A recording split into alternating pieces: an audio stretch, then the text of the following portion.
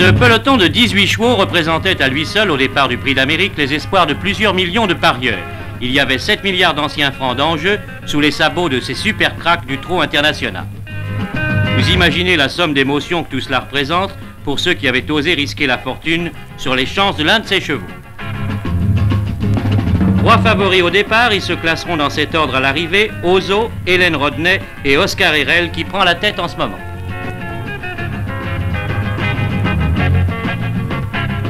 Pas pour longtemps, Ozo, l'idole de Vincennes, s'envole vers une nouvelle victoire, une victoire qui, si elle rapporte peu aux parieurs du tiercé, couvre d'or l'heureux gagnant de la loterie nationale qui empoche les 200 millions d'anciens francs du sweepstake. À Megève, pour la Coupe Émile Allais, on pouvait s'attendre à un nouvel épisode de la guerre des skis. Ski français, ski autrichien, pour Jean-Claude Killy, la question était réglée. Et c'est sur du matériel français que le jeune champion de Val d'Isère devait encore une fois affirmer sa supériorité sur ses éternels rivaux, les Autrichiens.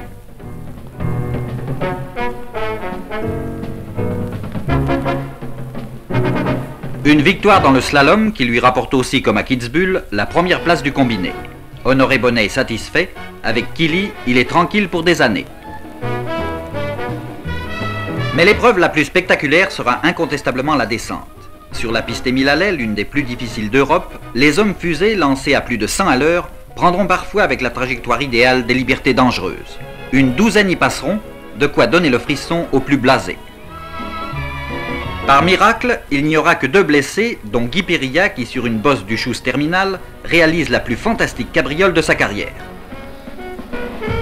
Le mur de Bornée, une pente vertigineuse terminée par un virage brutal, Killy sera le seul à trouver la ligne parfaite. Il réalise le meilleur temps. Il croit en sa victoire, mais derrière, il y a Leitner, dont nous allons suivre la descente d'un bout à l'autre. Une force de la nature, ce Leitner. Plus athlétique que Killy, plus lourd surtout, et dans ce domaine, le poids n'est pas l'ennemi, au contraire.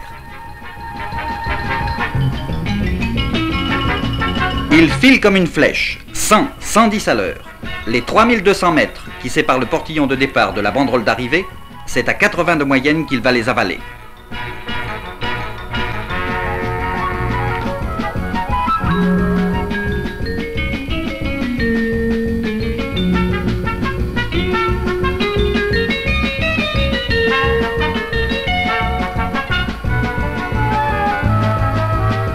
Lancé trop vite dans le mur de Bornée, l'Allemand va friser la catastrophe. Un dérapage désespéré, il est passé. Il file vers la victoire. Une victoire qu'il est en train de construire maintenant, grâce à son carénage, grâce à sa position remarquablement profilée. C'est ici qu'il prend les 54 centièmes de seconde qui vont sanctionner à l'arrivée sa victoire sur Killy.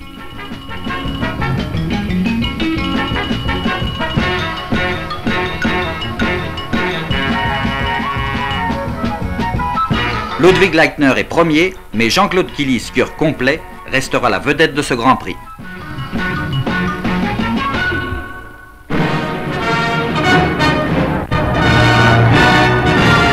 Effervescence au Vietnam où, aux cris de paix et liberté, les bouddhistes manifestent leur hostilité au gouvernement Wang en place depuis quelques jours seulement.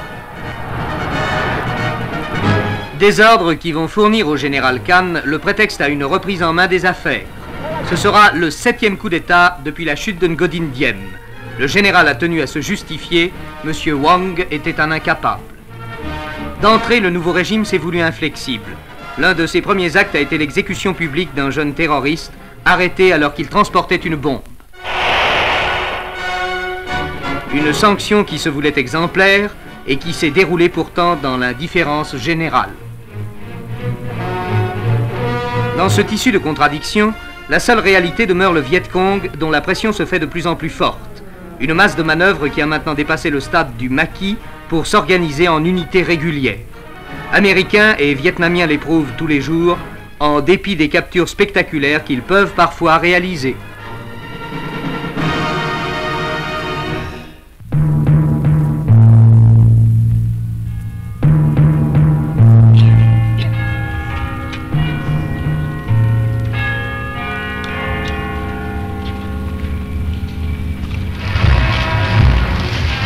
Sur la même prolonge d'artillerie qui servit aux obsèques des rois Édouard VII, George V et George VI, et que tiraient 142 marins, Winston Churchill a effectué à travers Londres le dernier voyage tel qu'il l'avait lui-même souhaité.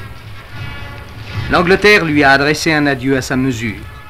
Elle l'a fait avec le faste, le sens de l'éclat, de la rigueur et de la majesté dont ce pays de tradition garde l'exclusivité aujourd'hui.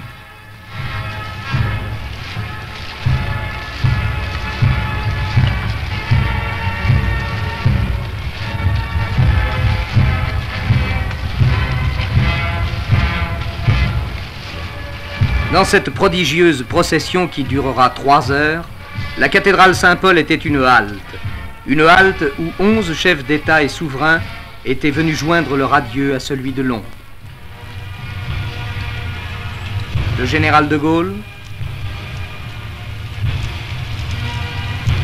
la reine Juliana des Pays-Bas et le prince Bernard, la princesse Margaret et son mari, Lord Snowdon. Fait exceptionnel, la reine Élisabeth avait tenu à être présente. Elle vint accompagnée du duc d'Édimbourg et de son fils, le prince Charles.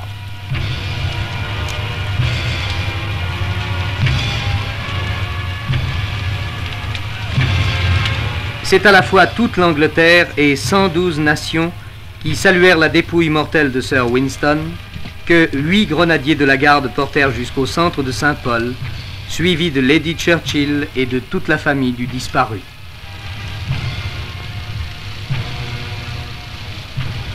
Sous le dôme de la cathédrale, 3000 personnes se sont souvenues, comme toute une ville venait de le faire, silencieusement, des jours de sang et de larmes, au cours desquels Churchill avait galvanisé la détermination de tout un peuple.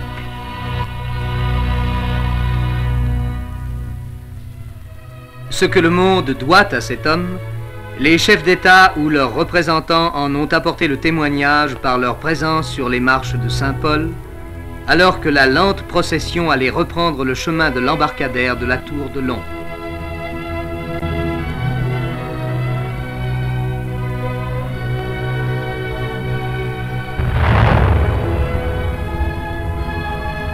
Honneur particulier, la dépouille de Churchill remontait la Tamise, drapée dans l'Union Jack.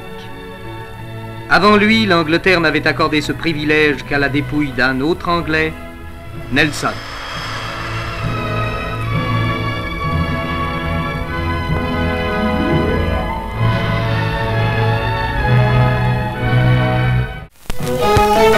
À Rawalpindi, capitale provisoire du Pakistan, le président Ayub Khan a accueilli M. Georges Pompidou, accompagné de son épouse et du ministre des Affaires étrangères, M. Couve de Murville.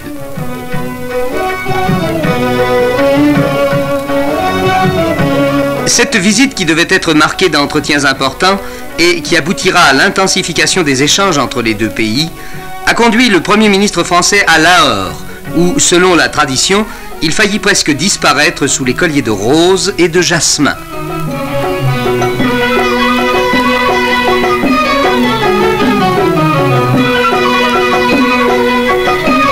Trois jours au Pakistan, 8 jours en Inde, le voyage de M. Pompidou marque une date.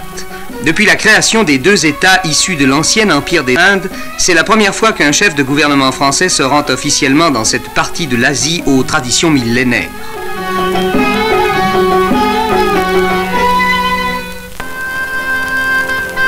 En Inde, où devait se dérouler la seconde partie du voyage de M. Pompidou, la fin du Ramadan a été célébrée avec ferveur par une communauté islamique forte de 45 millions de fidèles. À Delhi, l'affluence fut telle que l'imposante mosquée de Jama Masjid se révéla trop petite pour accueillir les 100 000 personnes qui se pressaient à ses portes. Les prières rituelles ont néanmoins été suivies sur la place et dans les rues avoisinantes. Une foule que ne pouvait prévoir le roi Shah Jahan quand il fit construire la mosquée il y a de cela 4 siècles.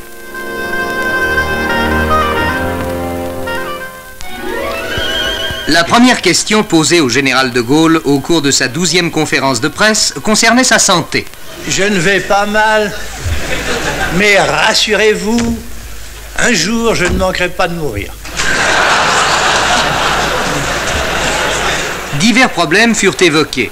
Politique des revenus, choix d'une monnaie internationale, réunification de l'Allemagne. Mais c'est à propos de la crise qui paralyse aujourd'hui les Nations Unies que le chef de l'État a pris la position la plus remarquée. au point où en sont les choses, il faut évidemment que Washington, Moscou, Londres, Pékin et Paris s'entendent pour revenir au point de départ, comme ils se sont naguère entendus pour fonder les Nations Unies. La France, pour sa part, est toute prête à aider à un tel accord. Et il lui semble que Genève serait le lieu le plus approprié pour une telle négociation entre les cinq. Et du reste, ce serait aussi le lieu approprié pour telle ou telle autre négociation auquel vous pensez. La France souhaite en effet ardemment qu'on puisse sauver cette institution dans laquelle le monde a mis tant d'espoir pour aider à la solidarité de tous les hommes sur la terre.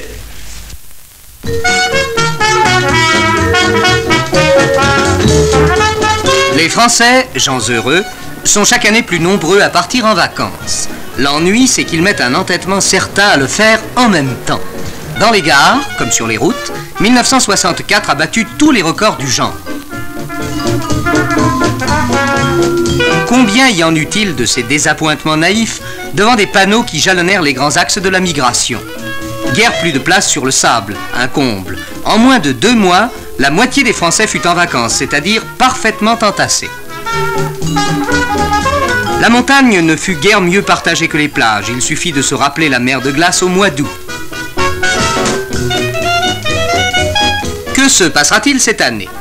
Pour nous éviter un Paris vidé de son sang, les industries, les commerces renonceront à la fermeture en bloc qui plongeait l'économie dans une soudaine somnolence. Les élèves du Nord et de l'Est pourront partir en vacances tous examens passés, 15 jours avant ceux de l'Ouest et du Sud. En mai et en juin, en septembre et en octobre, les notes d'hôtel, baissées de 25%, seront plus douces au portefeuille récalcitrant. Et l'on finira peut-être par s'apercevoir qu'une plage ne présente pas le même aspect en juin qu'en plein mois d'août. Il reste que le succès de l'étalement des vacances dépendra de chaque expédition familiale. On découvrira peut-être enfin que le bonheur ne réside pas dans les grands exodes collectifs, les grands affolements migratoires.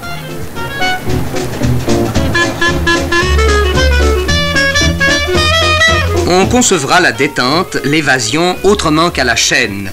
Et on admettra peut-être enfin que le bonheur suprême n'est pas de dormir dans un hall d'hôtel ou dans une baignoire.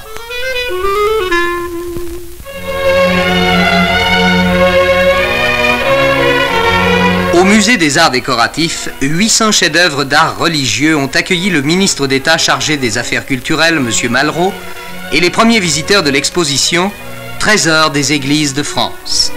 Étincelante juxtaposition de pièces inestimables venues du fond des âges malgré les guerres de religion et les révolutions. Conques, Reims, Amiens, Chartres et tous les sanctuaires célèbres ont envoyé leurs pièces les plus précieuses. C'est la plus fantastique exposition d'objets sacrés jamais réalisée en France. Chaque année, en février, Bernard Buffet expose. Les Buffet 65, ce sont surtout des yeux, pupilles dilatées d'oiseaux de proie, rétines d'hallucinés au milieu d'un visage, où muscles et tendons ont été mis à nu. Le tout dans une pâte à base de rouge et d'oranger. Encore une fois, Buffet ne laissera personne indifférent. Ses turiféraires crieront au génie, ses détracteurs hurleront au bluff. Alors à votre avis, horriblement beau ou magnifiquement affreux?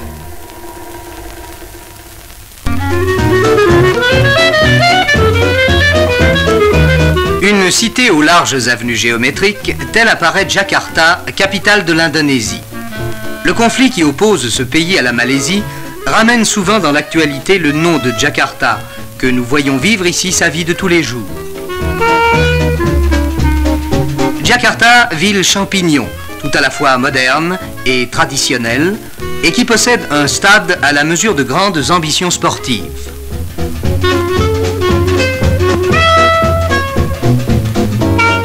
Jakarta, ville aussi où plus de 3 millions d'habitants, continue, en dépit de l'invasion des automobiles, à garder de la tendresse pour les pousse-pousse et pour toutes sortes de coutumes paisibles.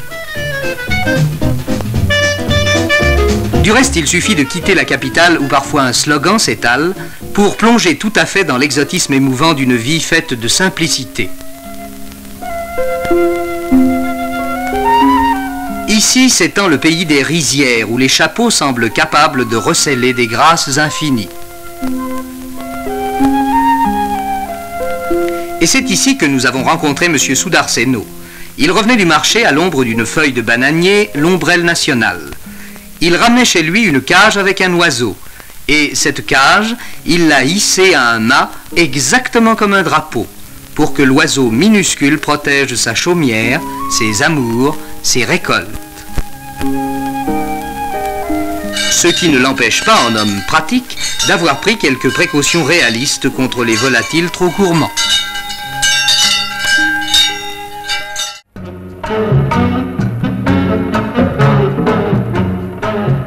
Cette année, les automobilistes s'engouffreront pour la première fois sous le Mont Blanc.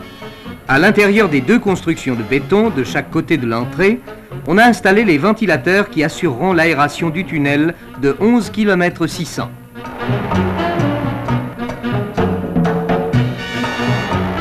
La chaussée, véritable tablier de pont jeté à 3 mètres au-dessus du sol, est en place.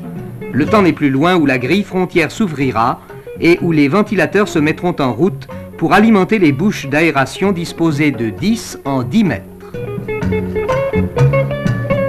Aux portes de Paris, l'opération Aménagement de la Défense va avoir cette année un prolongement à Courbevoie. 10 hectares ont été libérés par la démolition de l'ancienne caserne des gardes suisses, à l'exception du fronton classé, qui sera transporté ailleurs. Sur cet espace va être édifié un ensemble urbain complet. L'architecte Henri Potier en a présenté la maquette. Dominé par une double tour de 42 étages, il comportera 1500 logements, un hôtel, une piscine, des magasins, une patinoire, une école, des jardins, une véritable ville. Dans les Pyrénées-Orientales, on poursuit l'édification du four solaire d'Odeillo, qui sera le plus puissant du monde. Dans le courant de 65, le dispositif des miroirs, qui a pour but d'amener l'énergie solaire à sa plus forte concentration, aura pris sa forme définitive.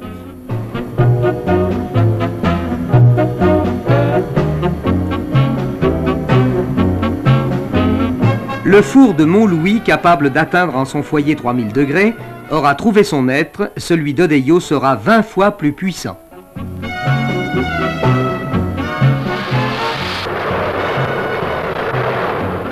Mais à Odeillo, il y a aussi une maison solaire prototype.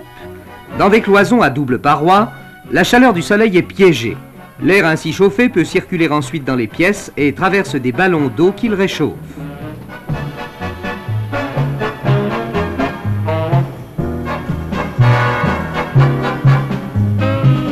Le soleil domestique est pour demain, ou plutôt pour aujourd'hui, puisque déjà des miroirs disposés sur le toit d'un grand hôtel de Perpignan assignent depuis bientôt 1 an au soleil un devoir domestique, celui d'assurer l'eau chaude de l'établissement, et jusqu'ici, il s'en est ponctuellement acquitté.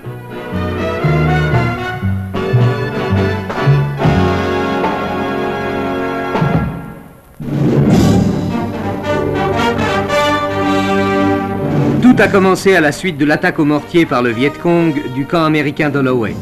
24 hélicoptères détruits sur 25, 7 morts, 108 blessés. Dès le lendemain, 49 chasseurs bombardiers décollèrent du porte-avions Coral de la 7e flotte. Objectif, Dong Hoi au Nord-Vietnam. De son côté, l'aviation sud-vietnamienne se lance à l'attaque de 3 bases au Nord-Vietnam. À Saigon, les jeunes filles ne cacheront pas leur admiration pour le général Nguyen Cao Ky et ses jeunes pilotes qui ont bravé la DCA du Nord. Mais un bataillon anti-aérien de missiles Hawk est arrivé à Da Nang. La situation est lourde. M. Kosygin, qui est à Hanoï pendant les événements, s'était arrêté à Pékin où il avait rencontré Chou En-lai. Tous deux ont promis leur aide au Nord-Vietnam. À Moscou, 5000 manifestants lapident l'ambassade américaine.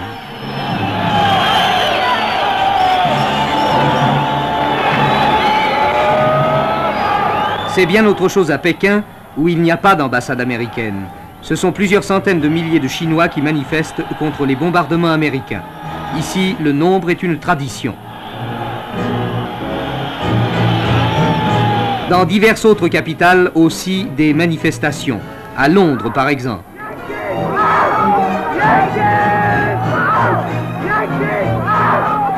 La Maison-Blanche elle-même, à Washington, aura son défilé. C'est dans cette atmosphère qu'éclate l'attentat de Kinnom. 33 soldats américains écrasés sous les décombres de leur caserne. Cette fois, le raid de représailles comptera 150 avions.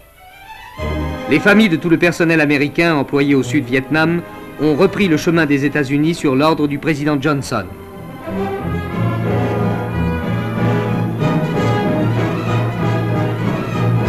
Avec les civils qu'on rapatrie, il y a aussi les blessés qui rentrent.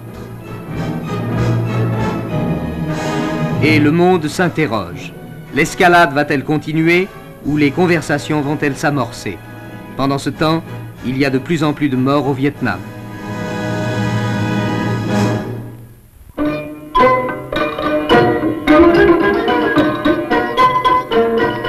Le voyage que le Premier ministre Georges Pompidou a effectué en Inde et qui lui a permis d'évoquer avec le président Radhakrishna la coopération franco-indienne comportait un pèlerinage. Après avoir échangé selon la règle ses chaussures contre des sandales à lanières, il est allé s'incliner sur les mausolées de Gandhi et de Nehru.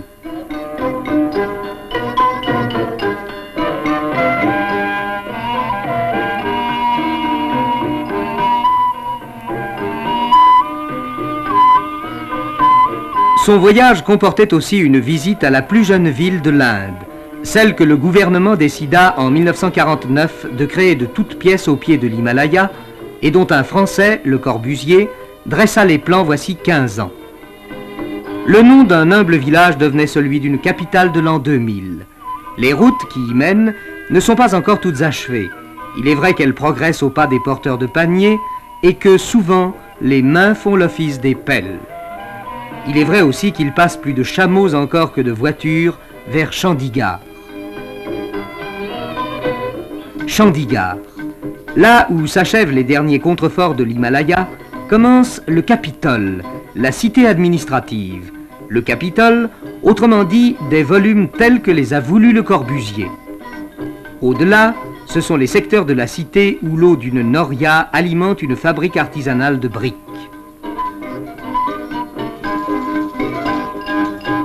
Les briques moulées une à une deviennent des tas. Ici, comme dans l'Égypte des pharaons, comme en Chine, la vertu du nombre remplace la puissance des machines, et le va-et-vient continuel des fourmis permet à la fourmilière de grandir sans répit. Ainsi grandit Chandigarh. Mais Chandigarh n'est pas seulement un chantier. Chandigarh est, dès maintenant, une ville qui vit de sa vie de capitale. Avec ses transports individuels et aussi ses transports en commun, la bicyclette étant la plus noble conquête de l'Inde contemporaine. Le palais de justice a pu, dès 1955, être ouvert à l'activité judiciaire. Avec ses rampes d'accès en saillie, le long building des ministères est lui aussi en place à l'autre bout du Capitole. Sous la direction de Pierre Jeanneret, qui surveille l'exécution des plans de son cousin Le Corbusier, s'achève la plus étonnante peut-être de ses constructions, le Palais des Assemblées, dont la lourde porte carrée pivote sur un axe médian.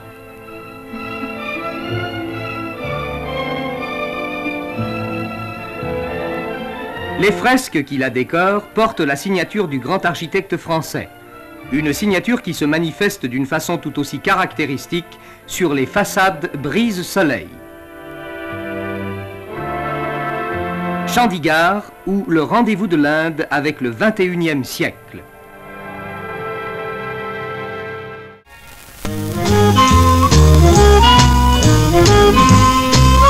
La Royal Film Performance est l'occasion pour la famille royale de rencontrer un certain nombre d'étoiles de première grandeur venues tout exprès à Londres pour la grande nuit du cinéma. Toutes les vedettes européennes, de Jane Simmons à Kurt Jürgens, ont été présentées à la reine-mère Elisabeth qu'accompagnait la princesse Margaret et Lord Snowdon. Marie-José Natt fut la plus remarquée. Elle avait le plus beau décolleté de la soirée.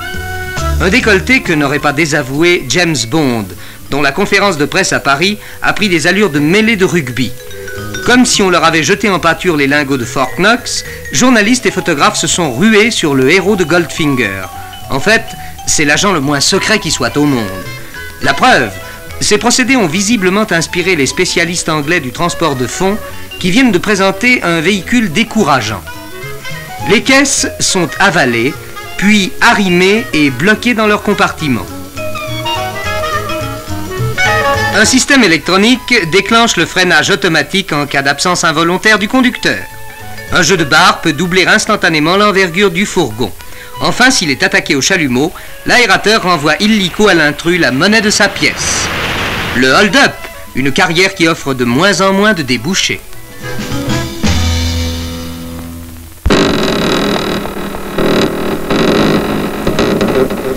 Comme tout manoir écossais qui se respecte, cette modeste maison de Bury, dans l'Oise, a son fantôme. Depuis quelques semaines, un démon ravageur y sévit. Il a une prédilection pour la porcelaine et les objets fragiles. Même le pied de fonte de la cuisinière n'a pas résisté au massacre. Nuit et jour, on persécute Madame de Rien. Malgré ses 82 ans, elle a toujours bon pied, bon œil. Elle sent la présence permanente du facétieux fantôme. Mais tout y bouge. Tout bouge. Tout bouge. La table au milieu. C'est là au milieu. Tout à l'heure, toutes les fourchettes, tout ça est à terre. Là. Mon lit, ça c'est un lit ça, que j'avais avant. Enfin, il est encore venu au matin. Alors, Matin? Là, tout à l'heure, il est peut-être encore en dessous, puisque le chat ne rentre pas. Le chat ne rentre pas. Et quand le chat ne rentre pas... Il est là. Ah bon, c'est qu'il est là? Il est là. Bon. Et je vois que vous avez un bâton à côté de vous. Oui, ben ça, alors je pense, quand il me lève mon pape, je tape comme ça. Hein, puis tout à l'heure, alors il me tape sur mes épaules. Et il vous tape lui aussi? Mais tout le temps, des casseroles, il y a encore une bosse là depuis le matin, à midi, tout ça. Même les esprits frappeurs se démocratisent. Jusqu'à présent, ils ne se manifestaient que dans l'aristocratie.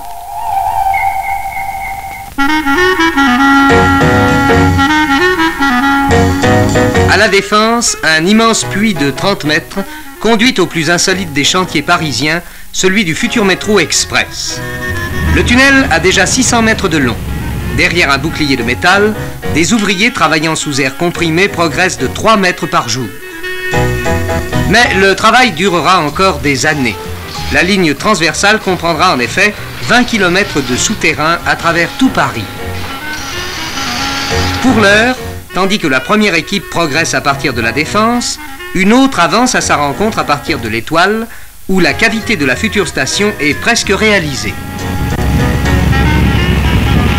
Au fur et à mesure que la galerie se creuse, les éléments de la voûte sont posés automatiquement et c'est une véritable prouesse technique qui s'accomplit sous les pieds des Parisiens sans qu'ils s'en aperçoivent, ou si peu.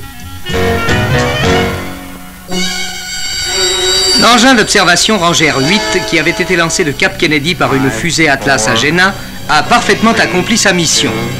63 heures plus tard, avant qu'il ne s'écrase sur la Lune à seulement 24 km du point visé, ces 6 caméras de télévision sont entrées en action. Elles ont transmis plus de 7000 photos de la mer de la Tranquillité, région choisie pour le premier alunissage de l'homme. Observer pour la première fois, de longues stries suggèrent l'existence de tremblements de lune.